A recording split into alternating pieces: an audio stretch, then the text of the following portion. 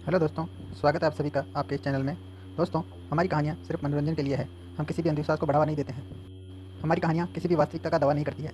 यदि किसी के साथ इसकी समानता होती है तो वो एकमात्र सहयोग माना जाएगा। दोस्तों, आज की कहानी जितेश की है जो गुजरात के रहने वाले हैं। तो जितेश की ज़ुबानी हम आज की कहानी सुनते हैं। दोस्तों, मेरा नाम जितेश है और मैं सूरत गुजरात का जो शहर है उसके पास के गांव में रहता हूं। मैं अपने गांव का नाम नहीं बताना चाहता। तो मैंने अपनी प्रारंभिक शिक्षा तो वहीं गांव में ही ली और फिर 12th के बाद में मुझे सूरत जाना पड़ा। मैं जब सूरत गया तो मुझे सबसे बड़ी परेशानी थी कि मैं रहूँगा कहाँ पर। रूम लेकर रहूँगा, लेकिन रूम भी ऐसे नहीं मिलता था। बड़ी अटकलें आती थी। तो मेरा एक दोस्त पहले से ही वहाँ रहता था। उसने बोला, यार तू मेरे साथ रह जा, कोई टेंशन नहीं है और किराया भी नहीं लगेगा, बिल्कुल फ्री में रहेंगे।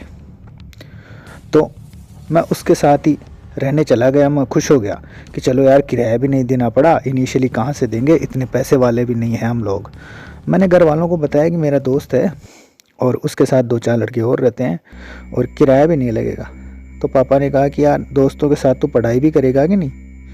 मैंने कहा वादा करता हूँ मैं पढ़ाई करूँगा, और अगर वहाँ पर माहौल ठीक नहीं हुआ तो कहीं और हैं जो आएंगे फिर शिफ्ट। तो मैं चला गया।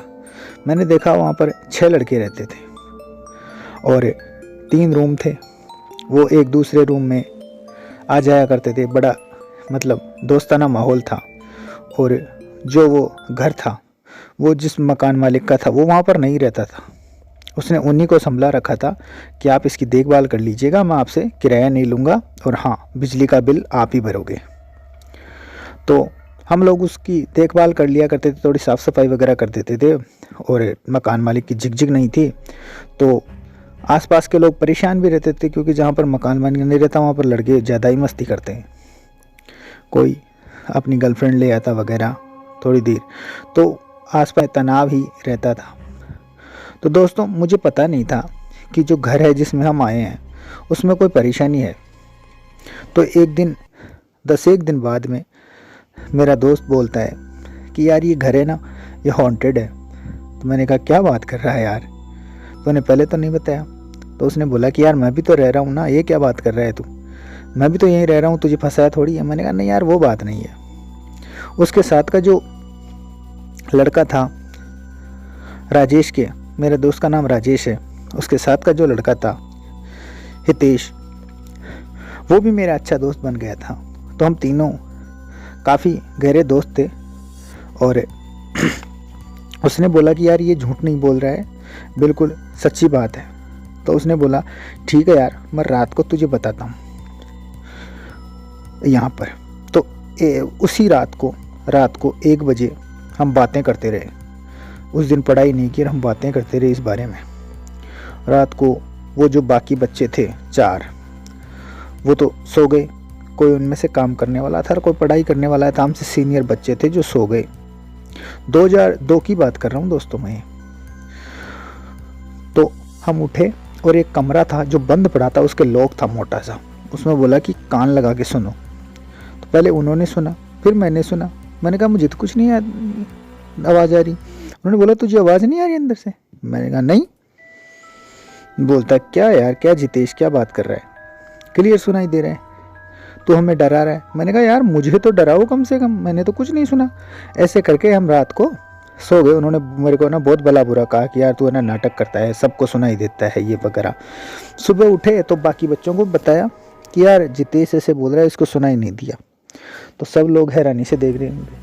और उनमें से जो सत्य प्रकाश सबसे सीनियर था, जो मकान मालिक से सबसे ज़्यादा टच में था, उसने सबको डांटा कि यार तुम सबको भगाओगे यहाँ से, ये क्यों एक्सपेरिमेंट करते हो ऐसा। जो भी है वहाँ पर अगर वो गुस्सा हो गया तो हमने कहा कि ठीक है भैया, आगे से नहीं करेंगे। और उन्होंने बोला कि मामा जी ने मना कर रखा है उस कमरे के पास जाने के लिए। मकान मालिक को सब लोग मामा जी बोलते थे, ऐसे ही सम्मान देने के लिए। एक दिन 15-20 दिन बाद में मैं ऊपर गया अकेला ही दोपहर में।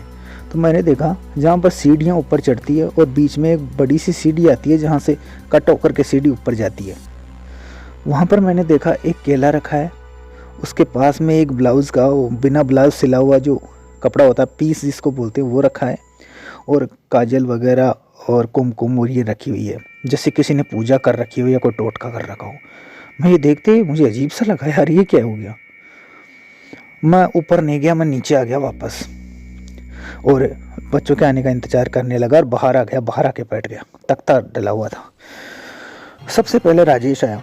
मैंने कहा राजेश ऊपर चल, यार तुझे कुछ बताता हूँ। जैसे राजेश को ऊपर लेके गया, राजेश ने बोला देखो मैंने कहा था ना ये ऐसा। मैंने कहा यार कोई करके जा सकता है क्या? बोला यार दिमाग खराब है क्या तेरा, तू मानेगा भी कि नहीं, ये रियल में है भाई यहाँ पर।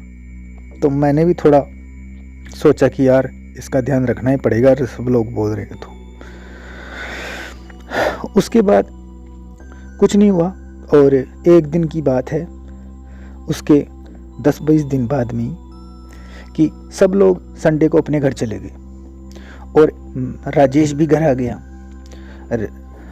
मैं था एक तो उस टाइम पे मेरी एज थी 16 साल और राजेश का दोस्त जो हितेश था वो था वहाँ पर, हम लोग भी दोस्त बन गए थे। तो रात के टाइम हितेश तो नीचे था, मैंने सोचा यार गर्मियाँ थी, मैंने सोचा क्यों ना छत पे टहल के आ जाऊँ थोड़ी देर वहाँ पर, और मैं छत पे टहलने चला गया कि बाद में आकर के हम लोग ना टीवी रखते थे वहाँ पर कि टीवी देखेंगे नीचे आकर के। तो हितेश तो टीवी के पास बैठ गया और मैं ऊपर चला गया। मैंने देखा कि जो हमारा घर था, जो मकान था, वो उसकी जो ऊपर की किनार थी, बालकनी जिसको बोलते हैं, चारों तरफ जो बनी होती है, उस पर एक औरत चल रही है बिना पकड़ी। मुझे बड़ा अजीब लगा, यार ये क्या है। मैंने उसको आवाज़ देनी चाहिए लेकिन मैंने नहीं दिया, मुझे अजीब सा लगा, मेरी एज कम थी उस टाइम पे। तो मैंने सोचा क्या आवाज़ दूँ। फिर मैं नीचे आने की सोचने लगा, नीचे आया सीढ़ियों तक, फिर ऊपर गया। फिर मैंने देखा कि वो औरत उल्टे हाथ तो करके चलने लगी। इतने में ही मैं घबरा गया बहुत बुरी तरह से, ऐसे कपकपी सी दौड़ गई। मैं नीचे आया, नीचे आते ही मैं सोच रहा था हितेश से क्या बोलूँ यार। तो मैंने हितेश को बोला यार हितेश यार ऊपर एक औरत है। तो हितेश ने बोला तुझे किसने कहा था इस टाइम पे ऊपर जाने को? साले गधे, हम सब लोग मिलके भी ऊपर नहीं जाते इस टाइम पे, हैं? वैसे भी जीना बंद कर रखा है और जीना को हमें ऊपर जाने खोलने के लिए चाबी लगानी पड़ती थी, तो मैं चाबी खोल के ऊपर गया था। तो हितेश ने बोला तू चाबी लगा के वापस बंद तो करके आया ना? मैंने कहा कहाँ भाई, मैं तो डर गया था, मैंने तो कुछ बंद नहीं किया। तो मैं हितेश को लेकर के ऊपर गया, तब देखा कि वहाँ पर तो कोई नहीं है। मैंने कहा यार हितेश यहीं थी। तो हितेश ने बोला भाई मैं मानता हूँ तेरी बात, यहाँ पर ऐसा ही होता है और वो यहीं होगी, है ना, अब चल नीचे। बंद करके हम जीना को बंद करके नीचे आ गए। थोड़ी देर टीवी देखा, मुझे तो टीवी भी अच्छा नहीं लगा।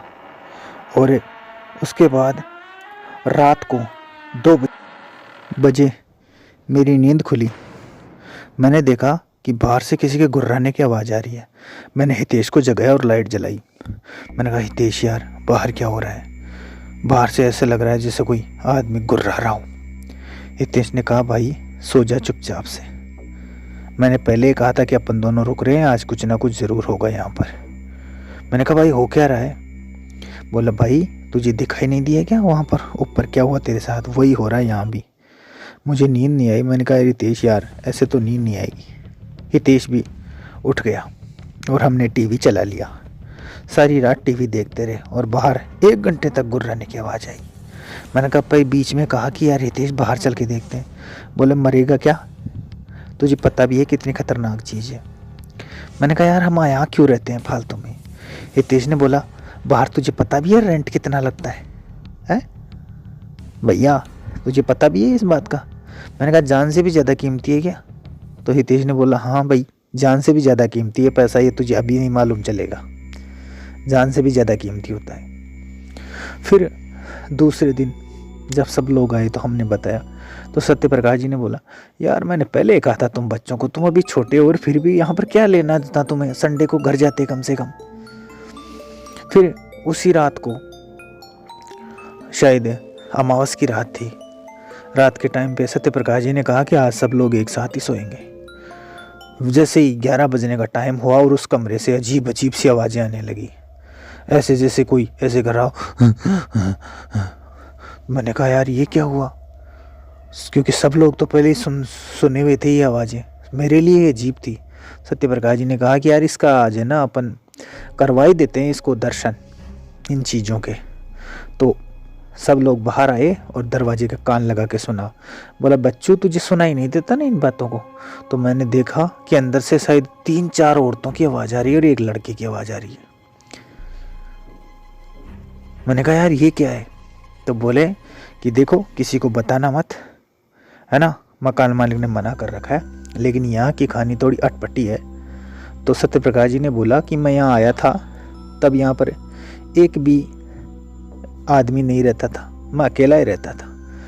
फिर थोड़े दिनों में रहा और वहाँ पर वेद प्रकाश को ले आया और हम एक जना और आ गया मुकेश जी, और हम 3 जने रहने लगे यहाँ पर। लेकिन वही था कि रेंट नहीं देना है, इसीलिए इसी लालच में रह गए। और जब यहाँ पर हॉन्टेड होने लगा तो मैंने पता लगाने की कोशिश की। तो पड़ोस में ही एक अंकल रहते थे, उन्होंने बताया कि बेटा पहले ये घर सब कुछ ठीक था और वो जो घर था वो था P185। उस घर को सब जानते थे आसपास में कि ये P185 जो घर है वो पास में हॉन्टिंग के लिए प्रसिद्ध है। और उस घर की एक और खासियत थी कि वो वास्तुशास्त्र के हिसाब से ठीक नहीं था, चौकोर नहीं था, टी शेप में था, पीछे से थोड़ा चौड़ा और आगे से थोड़ा सकरा। ऐसा घर ठीक नहीं होता। तो वो जो पास में अंकल थे उन्होंने बोला कि यहाँ पर एक औरत रहती थी जो एक गवर्नमेंट टीचर थी और उसकी 2 लड़कियाँ थी। उस औरत की एज थी 42-43 साल और वो यहीं रहती थी रेंट से। फिर यहीं पर एक रेंट से रहने एक लड़का आ गया 20-21 साल का। उस औरत ने उस लड़के को फंसा लिया, उनका अफेयर चल गया। तो वो लड़का कम से कम भी उससे 20 साल छोटा था और उसके प्यार में इतना पागल था कि पूछो ही मत। और वो यहीं पर रहते थे।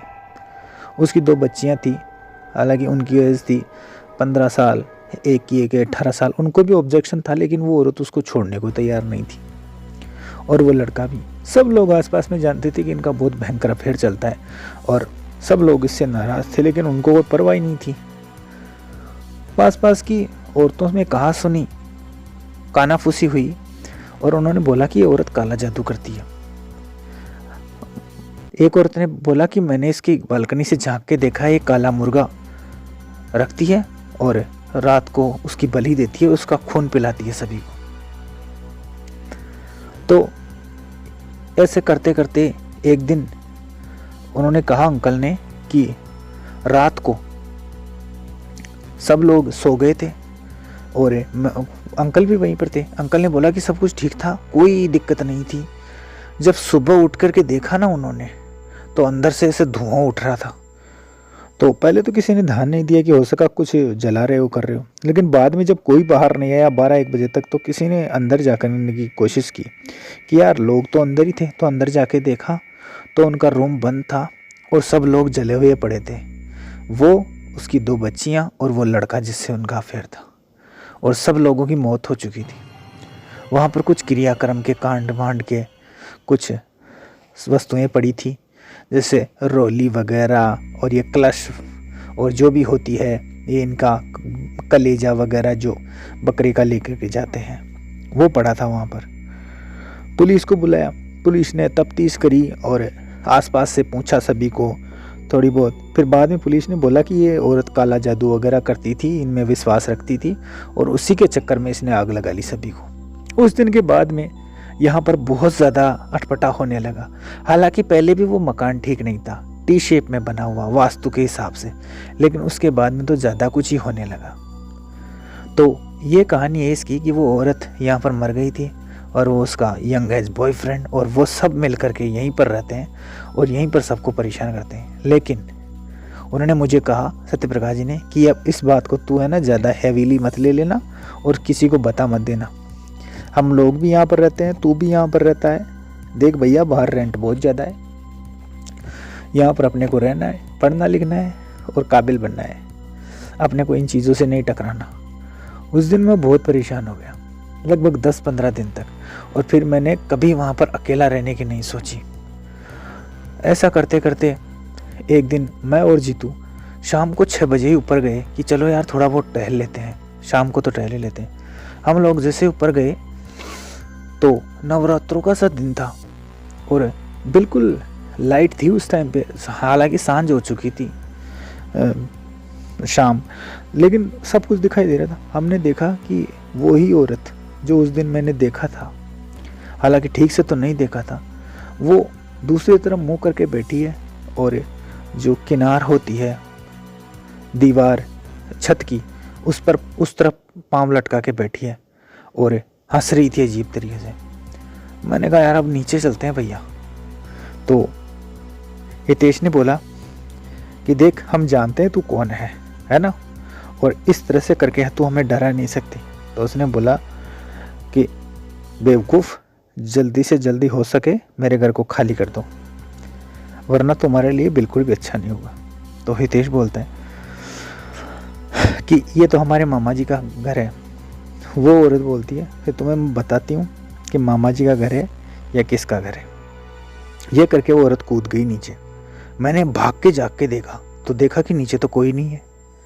यार का अजीब सी बात है भाई, बहुत ही डरावना दृश्य है। यहाँ पर तो रहना ही मुश्किल हो गया। आदमी करे तो क्या करे, सामने ये चीज़ें हो रही थी और इन सबको सहना भी पड़ रहा था। ऐसे ही एक दिन जो मेरा दोस्त है राजेश, जो मेरे गांव से ही दोस्त था और वही मेरे को वहाँ लेके गया था, वो दोपहर में अकेला था और हम लोग ट्यूशन गए हुए थे। जब मैं और हितेश वहाँ पर आए तो उसने बोला कि यार आज सीढ़ियों से वो औरत पिछले हाथों पे और पाँव पे चल के उल्टी चलती हुई नीचे आ रही थी। तो मैं भाग गया वहाँ से और आके बाहर बैठ गया। मैंने कहा यार ये तो भगा के मानेगी यार, यहाँ से रोज रोज के नाटक हो गए, करे भी तो क्या करें। मैंने सत्यप्रकाश जी से बात की तो उन्होंने बोला कि यार हम लोग है ना किसी ब्राह्मण को लाते हैं और पाठ वाठ करवाते हैं।